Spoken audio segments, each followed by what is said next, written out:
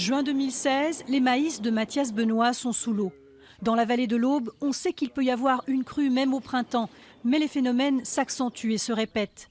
8 mois après les inondations, Mathias comptabilise 20 000 € de pertes sur ses maïs. Même en période de sécheresse, il est de nouveau inquiet.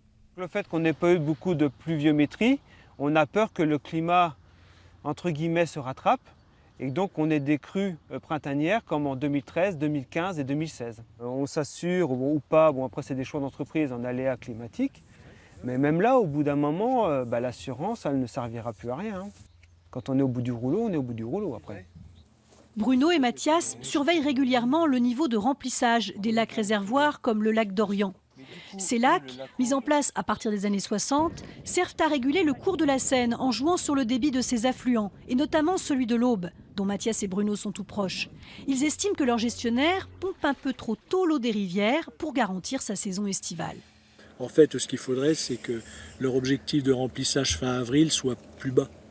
Selon Bruno, ces parcelles ont été utilisées comme réservoirs tampons pour les eaux excédentaires, afin de protéger Paris ou la centrale de Nogent, lorsque les lacs réservoirs déjà bien remplis ne pouvaient prendre le surplus. Il dénonce ce service public non rémunéré.